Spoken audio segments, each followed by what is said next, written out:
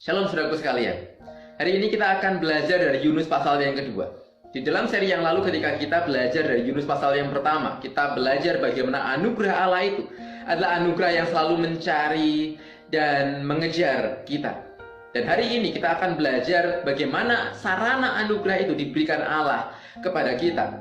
Apa sarana anugerah itu? Dan dalam konteks kitab Yunus, maka sarana anugerah itu adalah seekor ikan besar. Sebuah penderitaan bahkan. Sebelum kita lebih jauh di dalam pembahasan kita dalam bagian ini, nampaknya perlu untuk kita mengingat kembali akan historitas kitab Yunus. Karena ada banyak orang yang meragukan kehistoritasan dari kitab ini. Banyak orang yang beranggapan bahwasanya kisah Yunus ditelan ikan adalah sebuah mitos, sebuah dongeng belaka, karena mungkin dirasa itu mustahil, tidak masuk akal. Tetapi ketika kita memperhitungkan beberapa hal, yang pertama misalnya sastra kitab Yunus, maka kita akan melihat di sana kitab Yunus ditulis bukan dengan sastra dongeng. Yunus diperkenalkan dengan begitu detail di pasal yang pertama, bahkan ada kota-kota yang begitu detail diceritakan, dikisahkan, disebutkan, dan itu jauh dari sastra dongeng. Belum lagi ketika kita memperhitungkan bahwa betapa kisah Yunus ini juga dikutip oleh kitab-kitab yang lainnya, seperti Dua Raja-Raja misalnya, atau bahkan Tuhan Yesus sendiri pernah mengutip kisah tentang Yunus secara historis, yang berarti bahwasanya Yesus pun mengakui bahwasanya Yunus dan kisah tentang ikan besar itu adalah kisah yang benar-benar terjadi. Bahkan kita bisa memperhitungkan lagi, Flavius Josephus, seorang sejarawan kuno yang terkenal, itu juga pernah menuliskan tentang Yunus, tentang ayah Yunus yang berasal dari Galilea bawah dan segala macamnya. Ketika seorang sejarawan kuno yang terkenal pun, yang secara akademis dia tidak diragukan, menuliskan tentang Yunus, maka kita tahu kitab Yunus itu benar-benar real, benar-benar terjadi secara historis. Itu bukan dongeng, itu bukan sebuah perumpamaan, apalagi mitos. Dan mari kita melihat apa yang Tuhan kisahkan di dalam Yunus pasal yang kedua. Yunus pasal yang kedua berisi tentang doa Yunus yang Yunus naikkan setelah dia keluar dari perut ikan. Kenapa saya katakan setelah keluar dari perut ikan? Karena beberapa kalimat yang diungkapkan memakai bentuk past tense, sebuah bentuk yang lampau, tetapi juga berisi refleksi Yunus tentang apa yang dia alami di dalam perut ikan. Yang pertama kita akan melihat bahwa penolakan terhadap Allah membawa keterpurukan yang semakin ke bawah. Penolakan terhadap Allah membawa kepada situasi keterpurukan yang semakin hari semakin ke bawah. Kita bisa melihat dengan cukup jelas ketika kita melihat misalnya di dalam terjemahan bahasa Inggris.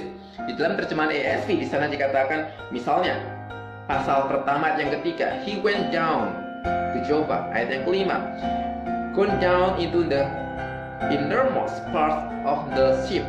Pasal 2 ayat yang ketiga, cast me into the depth. Ayat yang ke-6, I went down into the bottom of the mountains. Aku turun, dia turun ke Joppa. Dia turun ke Joppa, kemudian dia turun ke bagian kapal yang paling bawah. Kemudian ayat yang pasal yang kedua, dia turun ke dalam lautan. Kemudian ayat yang ke-6, dia turun lagi ke dalam dunia yang paling bawah. Ada beberapa kali disebutkan Yunus turun, turun, turun, dan turun. Dia turun ke Joppa, dia turun ke dalam bagian kapal yang paling bawah, kemudian dia turun lagi ke dalam laut, dan kemudian dia turun lagi ke bagian bumi yang paling bawah, bahkan ke dalam dunia orang mati. Ada sebuah kengerian yang luar biasa ketika orang itu jauh dari hadapan Tuhan. Bukankah itu yang diinginkan dan dilakukan oleh Yunus di pasal yang pertama? 3 kali kita sudah melihat betapa kata jauh dari hadapan Tuhan itu disebutkan. Yunus ingin jauh dari hadapan Tuhan. Dia pergi jauh dari hadapan Tuhan, jauh dari hadapan Tuhan tanpa dia sadari. Jauh dari hadapan Tuhan itu berarti kengerian yang luar biasa pekatnya. Saudaraku, mungkin kita pernah berpikir bahwasanya agama atau Tuhan itu terlalu mengekang kita, terlalu banyak peraturan, terlalu banyak boundaries dan segala macamnya, sehingga kita tidak mau lagi mempedulikan itu semua dan kita mau jauh dari Tuhan. Atau bahkan kita mungkin sudah bosan dengan berbagai hal yang terkesan religius, atau bahkan kita memiliki sebuah kekecewaan terhadap Tuhan dan kita ingin kita jauh dari Tuhan, kita pergi menjauh dari Dia, kita nggak peduli lagi tentang Dia, dan kita berpikir kita akan menemukan sebuah hidup yang terang di luar sana. Tetapi sekali lagi, jauh dari hadapan Tuhan itu berarti jauh dari perkenanan Tuhan. Kita mengingat sebuah doa berkat seringkali disebutkan, Tuhan menghadapkan wajahnya kepadamu. Menghadapkan wajahnya kepadamu itu berarti perkenanan Tuhan. Ada berkat Tuhan di sana. Dan sebaliknya, Alkitab ketika mengatakan Tuhan memalingkan wajahnya, itu berarti Tuhan tidak berkenan. Tidak ada perkenanan Tuhan, tidak ada berkat Tuhan. Yang ada hanyalah kegelapan yang semakin pekat. Mari kita menyadari bahwasanya jauh dari hadapan Tuhan itu berarti sebuah kengerian yang luar biasa. Ketika kita mengeraskan hati kita kepada Tuhan, kita mau hidup kita jauh dari Tuhan, apakah kita menyadari betapa besarnya resiko yang ada? Kengerian yang luar biasa, kegelapan total yang luar biasa. Dan yang kedua, kita melihat penderitaan seringkali menjadi sebuah sarana pertobatan dan penyadaran diri kita. Pertobatan seringkali menjadi sebuah sarana pertobatan dan penyadaran. Ketika pasal yang pertama kita sudah melihat dan membaca bagian ini, kita menemukan Yunus tidak pernah berdoa satu kali pun di pasal yang pertama.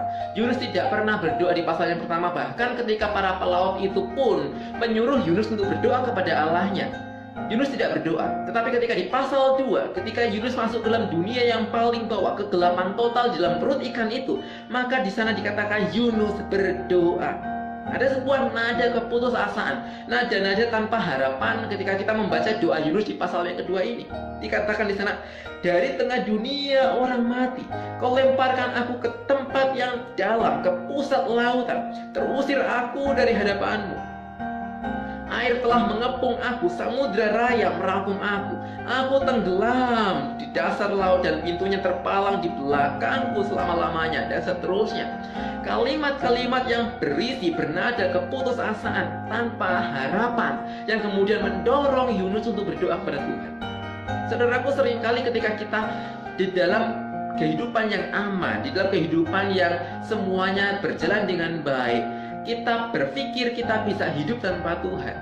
Kita berpikir kita bisa kuat, kita bisa tegar menghadapi segala sesuatunya karena semuanya aman, semuanya baik-baik saja. Kita masih bisa bekerja dengan upaya kita, dengan kekuatan kita, dengan pikiran kita dan segala macamnya. Tetapi ketika penderitaan terjadi, Tuhan sadarkan kita bahwasanya kita terbatas, kita lemah, kita tidak berdaya. Bukankah kondisi akhir-akhir ini membuka mata kita terhadap diri kita? Membuka kesadaran kita akan betapa rapuhnya, betapa tidak berdayanya kita tanpa Tuhan. Penderitaan membawa kita kepada pertobatan. Pertobatan atas segala kesombongan dan keangkuhan diri kita yang merasa kita bisa hidup dan survive tanpa Tuhan. Penderitaan membawa kita kepada penyandaran diri kepada Allah. Karena kita sadar hanya kepada Dialah kita bisa menemukan pengharapan kita. Tanpa Dia tidak ada harapan. Tanpa Dia hanya ada keputusasaan.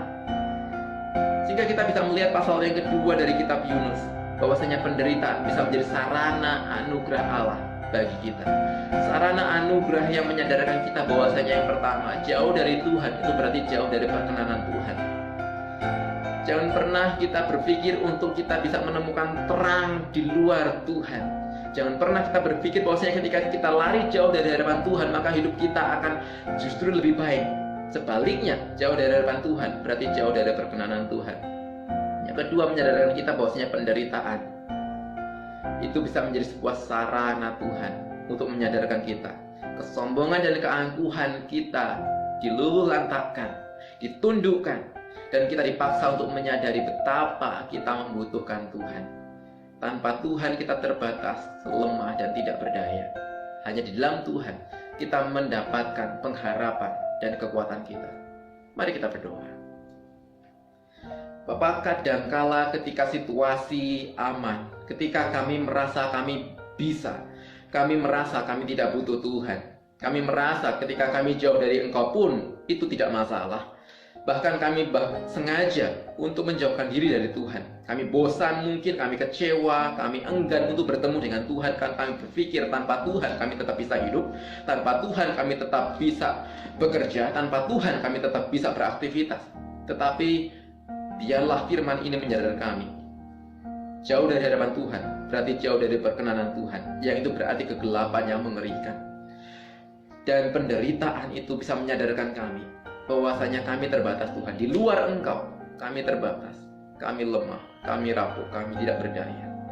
Penderitaan yang mungkin selama ini kami juga alami bersama, kami rasakan, kami hadapi, kiranya boleh menyadarkan kami betapa terbatasnya kami, betapa tidak berdayanya kami tanpa Tuhan. betapa kami butuh Engkau, betapa kami membutuhkan anugerah Tuhan hari demi hari. Kiranya kami boleh menyadari hal ini melalui berbagai sarana anugerah yang Tuhan berikan kepada kami. Kami boleh menyadari betapa rapuhnya kami tanpa Tuhan, betapa kami butuh Tuhan, betapa kami tidak bisa jauh dari Engkau. Dalam namamu kami berdoa. Amin. Tuhan menolong kita senantiasa. Soli Deo Gloria.